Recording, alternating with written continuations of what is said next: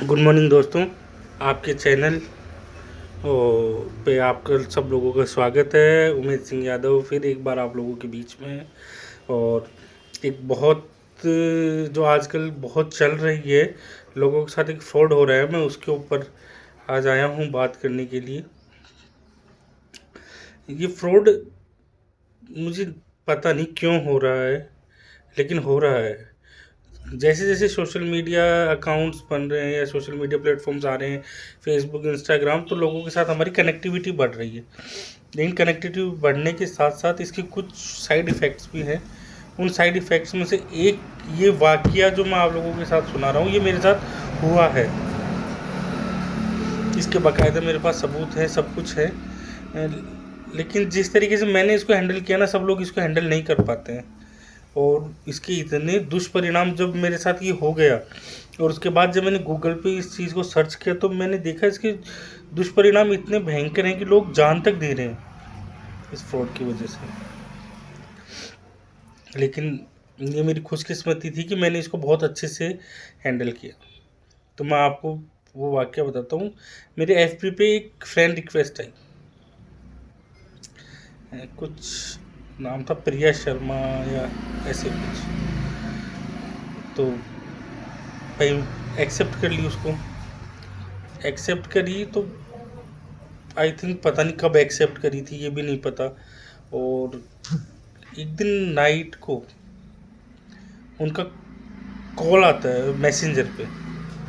ठीक है, मैसेंजर पे कॉल आता है, तो मैं लगभग उस टाइम कुछ काम कर रहा था मेरे फ़ोन पे, तो इसलिए मैंने उसको फ़ोन को काट दिया कि पता नहीं कौन है। फेसबुक पे वैसे भी मैं, जो मेरी खुद खास जानकार, उन्हीं से मैं फेसबुक पे बात नहीं करता। भाई किसी से बात करनी तो कॉल करो, मिल के करो। ये मुझे फेसबुक ठीक नहीं लगता बात करने के लिए, क्योंकि भाई अगर कोई ख़ास या आपका जानकार या कोई जानकारी है, तो उसे इस तरीके से बात करने की मुझे ज़रूरत महसूस भी नहीं होती। तो मैं क्या करता हूँ कि भाई मैं तो फ़ोन डायरेक्ट कर लेता हूँ। तो उस टाइम मैं काम कर रहा था, मैंने उस चीज़ को उठाना भी ज़रूरी नहीं समझा, फ़ोन को मैंने काट दिया। फिर एक बार फ़ोन आया, फिर मैंने काट दिया। मैंने ये सोच लिया था कि अगर दोबारा फ़ोन आएगा तो मैं इनको मैसेज करके दूंगा, I am busy, please call me later, who are you, जो भी है भाई, I am busy, please call me later. तो इनका मैसेज, उनका खुद ही का मैसेज आया मैसेंजर पे, हाय आई एम प्रिया।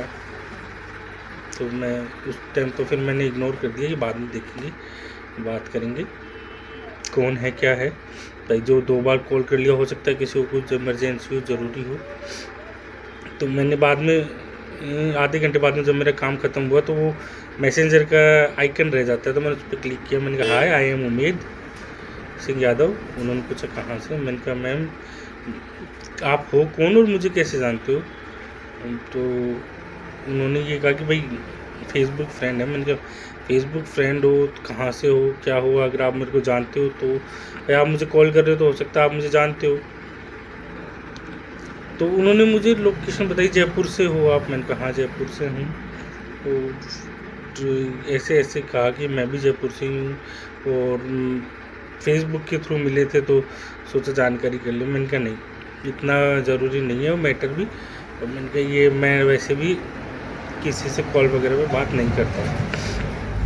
तो उन्होंने कहा ठीक है, एक बार आप बात कर लीजिए कॉल पे, और हो सकता है आप मुझे पहचान जाओ। तो मुझे लगा कि यार हो सकता है भाई कोई जानकार हो, कोई मज़े ले रहा हो, क्योंकि बहुत से दोस्त होते हैं या बहुत से ऐसे जानकार होते हैं जो ये कहते हैं नहीं पहचानो आप तो हमें। तो मैंने सोचा हो सकता है हो। तो भाई उन्होंने, मैंने कहा ठीक है कॉल करो आप भाई, देख लेते हैं। मैंने कहा चेहरा देखेंगे तो पहचान जाएंगे।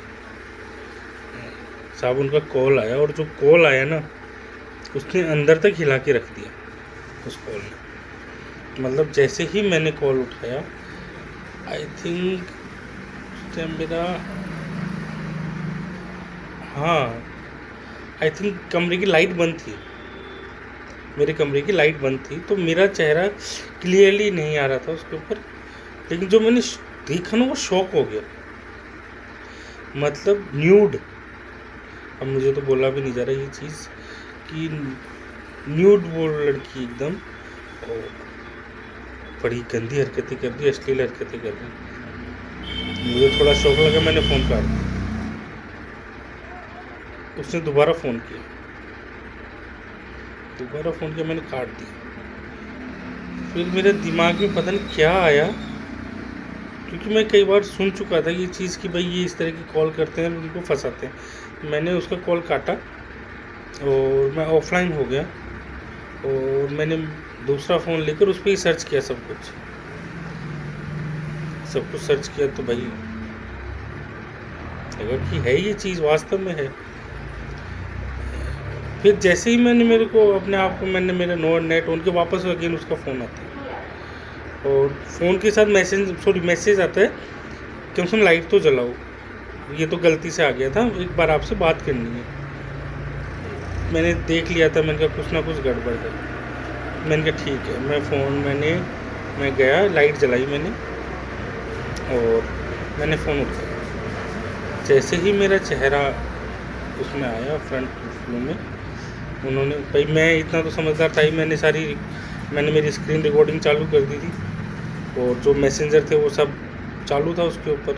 तो मुझे पता था कि अगर कोई बात होगी तो मैं सलट लूँगा। मैंने कहा इनको भी तो बताएं कि भाई अब हम समझदार हो रहे हैं, आप इस तरीके से हमारे साथ नहीं कर सकते हो कुछ भी। जैसे मैंने फ़ोन उठाया वही सेम चीज़, और लेकिन अब की बार मेरा चेहरा आ गया था उसमें साइड में। बस जैसे ही मेरा चेहरा दिखा, उन्होंने उधर से फ़ोन कट हो गया। मैं समझ गया कि भाई इनका काम हो गया है, जो इनको चाहिए था वो मिल गया है। जस्ट अगेन जैसे ही फ़ोन कटता है, और 2 मिनट बाद 3 मिनट बाद मैसेज आता है, मेरे अकाउंट में पेमेंट डालो। मैंने कहा आप हो कौन और आपके अकाउंट में पेमेंट क्यों डालूँ? भाई आप मेरे से मांगते हो तो डालूँ, या आपको ज़रूरत हो तो बताओ किस चीज़ में ज़रूरत है, जब डाले जाएंगे। तो उन्होंने मेरे को वीडियो क्लिप भेजी, वो स्क्रीन रिकॉर्डिंग वाली, मतलब उन्होंने मेरा चेहरा वहाँ रिकॉर्ड करके वो उन्होंने मेरे को वीडियो भेज दी। 2 या 3 सेकंड का कुछ वीडियो था, वो भेज दिया। तो मैंने कहा ये क्या है?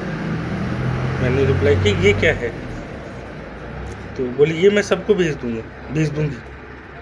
उनका भेज दो, सभी को भेज दो। बोले मैं यूट्यूब पे वायरल कर दूँगी। मुझे पता था भाई, मैंने सर्च कर लिया था कि कोई दिक्कत नहीं, अगर यूट्यूब पे डाले भी देंगे तो ये 24 घंटे के अंदर अंदर यूट्यूब हटा देता है, क्योंकि न्यूडिटी को यूट्यूब सपोर्ट नहीं करता, और कोई भी ऐप सपोर्ट नहीं करता है सिवाय शायद इंस्टाग्राम को छोड़ के। तो मैंने कहा ठीक है कर दो।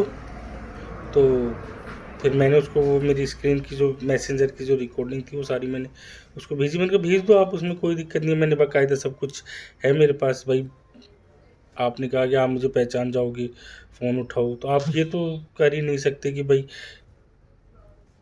हम कोई वो हैं। उन्होंने फिर भी पैसे मैं नहीं डालूँगा, आप चाहे जो कर लो। तो उन्होंने मेरे को 1-2 स्क्रीनशॉट और भेजे, जिसमें उन्होंने मेरा वीडियो, मतलब वो वाला वीडियो शेयर कर रखा। मैंने कहा इतने से कैसे? फिर मैं समझ गया था कि अब कुछ नहीं हो सकता, ये कुछ नहीं कर सकते, पैसे मांगेंगे, नहीं मैं वो करूँगा तो अपना कुछ, मेरा कुछ नहीं कर पाएंगे ये। तो उन्होंने फिर और 2-3 भेजी।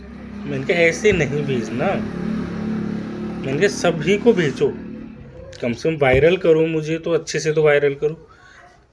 मैंने कहा फेसबुक पे आप पोस्ट पे डालो, आपकी पे या मेरी पोस्ट पे डालो, किसी पे भी डालो, बट मुझे वायरल तो करो ढंग से।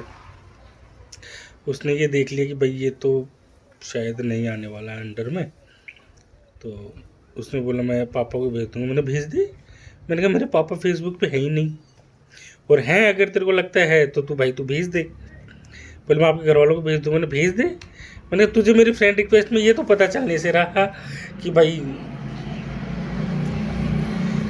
ये मेरे परिवार वाले हैं या ये हुए हैं। मैंने सबको भेज, किसी को मत छोड़। मेरे फ्रेंड रिक्वेस्ट में आई थिंक कुछ 1500-1600 फ्रेंड्स हैं, और मैंने कहा जिसमें से 100-200 ही ऐसे होंगे जो शायद मेरे को नहीं जानते, वो नॉर्मली उन्होंने रिक्वेस्ट भेजी, मैंने एक्सेप्ट कर ली। बाकी मैंने सब मेरे जानकार है, सभी को भेज दी। मैंने उसको बाकायदा ये भी कहा, बाकी सब मेरे को जानते हैं, आप सभी को भेज सकते हो। मैंने कहा जिसको भी भेजेगा अगला मेरे को फ़ोन तो करेगा यार उम्मीद ये क्या चीज़ है। तो भाई उसने देखा। मैंने कहा, फिर मैंने उसको बोला यार ये चीज़ मेरे साथ मत करो, मैं जानता हूँ कि आप फ्रॉड कर रहे हो और ये फ्रॉड ठीक नहीं है, आप किसी लोगों की ज़िंदगी ख़राब नहीं कर सकते। मैं बाकायदा आपके ऊपर साइबर क्राइम में मैं इस चीज़ की वो करूँगा। तो आप देखो, बंदे ने मेरे को गालियाँ निकाल, मतलब अब मेरे को बाद में पता चला कि वो बंदा था, तो उसने मेरे को गालियाँ निकालना शुरू कर दी, और बहुत मतलब ऐसी गालियाँ जिनको अपन तो यूज़ भी नहीं करते शायद। वो अभी भी मेरे पास उसका है, मैंने रख रखी है वो, कि भाई कभी क्या अगर ज़रूरत पड़े किसी को दिखाएं कि भाई ये अपना कुछ नहीं कर सकते हैं, ये ऐसे ही है। तो साहब फिर मैंने क्या किया, उसको पहले सबसे पहले तो मेरे फेसबुक से अनफ्रेंड किया, और भाई अनफ्रेंड कर दिया तो उसको मेरी फ्रेंड रिक्वेस्ट जो लिस्ट थी वो तो मिलने से रही। फिर मैंने उसको कहा, मैंने कहा ठीक है तेरे को जिसको भेजना है भेज, अब मैं साइबर क्राइम में और इन सब के अंदर तेरी वो लगा रहा हूँ। उसको मैंने ब्लॉक किया। ब्लॉक में जब रिपोर्ट करते हैं तो मैंने उसमें बाकायदा लिखा, और उसकी जब स्क्रीनशॉट्स लेके मैंने कहा साइबर क्राइम में मैंने रिपोर्ट करी ऑनलाइन उसी टाइम पे। और ये मेरे देश की खुशकिस्मती है कि साइबर क्राइम ने भी, डिपार्टमेंट ने भी मेरी रिक्वेस्ट पे हैंड टू हैंड एक्शन लिया, और इसको जो मेरा थाना लगता है वहाँ भेजा हैंड टू हैंड। और रात को उसी टाइम पे मेरे पास थाने से फ़ोन आया, जब मैंने मेरा नंबर उस पर मेंशन किया उसी टाइम पे मेरे पास फ़ोन आया कि सर क्या बात है। मैंने कहा सर ये ऐसे ऐसे बात है और ये है। तो उन्होंने मेरे से बाकायदा सब कुछ पूछा कि फ़ेसबुक पे किस नाम से सर्च करने पे आ रहा है। तो मैंने उनको बाकायदा बताया कि सर अगर आप फेसबुक पे इस नाम से सर्च करोगे तो ये आएगा। मैंने उसका स्क्रीनशॉट लेके भेज दिया कि सर ये फ़ोटो लगी हुई है, इस तरीके से आएगा। तो उन्होंने मेरे को कहा कि आप अनब्लॉक करो।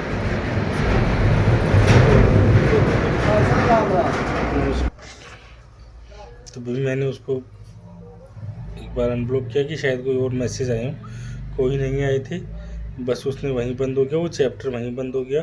फिर साइबर क्राइम ने भी, जब मैंने सुबह अपडेट लिया थाने से तो पता चला कि सर ये फेक आईडी थी, इसमें कुछ भी उन्होंने मेंशन नहीं कर रखा, और बोले आप इस चीज़ को इग्नोर करो, छोड़ दो अपन, क्योंकि हम इस तरीके से हम नहीं कर सकते। फिर भी हम लोग कोशिश कर रहे हैं, अगर कुछ भी पता चलता है तो वो कर देंगे। बाद में पता चला कि वो अकाउंट डिलीट हो गया फेसबुक पे से। सर ने मेरे को बता दिया था कि ये अकाउंट ही डिलीट हो गया फेसबुक पे से।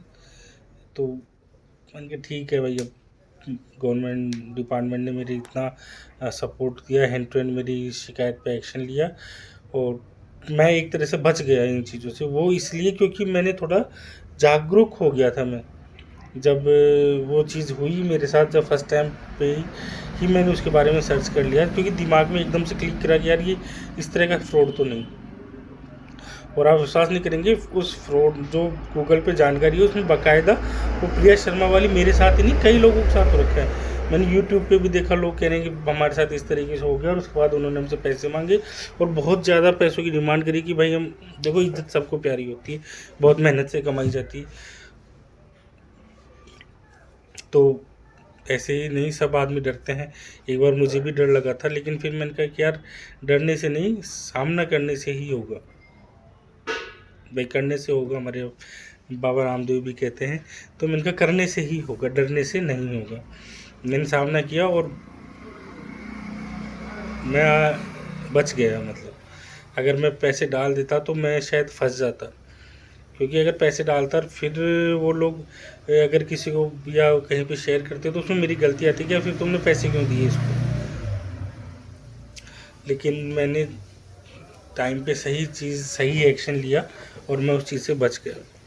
तो मैं आप सब लोगों को यही कहना चाहता हूँ कि इस तरीके के फ्रॉड अब बहुत ज़्यादा हो रहे हैं, अब बहुत ज़्यादा हो रहे हैं। तो प्लीज़ इनसे डरे नहीं, डट के सामना करें। डट के सामना क्या करना, उनको बोल दे भाई कर ले तेरे से जो होता है, मैं कुछ नहीं देने वाला।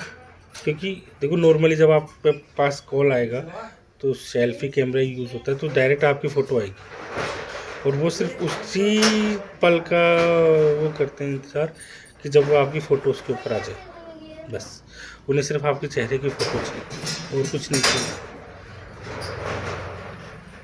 तो बस आप कि भाई अगर ऐसा कुछ होता है तो डरे नहीं, किसी को पेमेंट डालने की ज़रूरत नहीं, कुछ नहीं कर सकते वो लोग आपका। यूट्यूब पे अगर वो अपलोड भी करते हैं तो यूट्यूब अपने आप ही 24 घंटे के अंदर अंदर उस मैटर को डिलीट कर देगा यूट्यूब पे से। वो कहें कि भाई हम वायरल कर देंगे तो कर दो वायरल, कोई फ़र्क नहीं पड़ने वाला।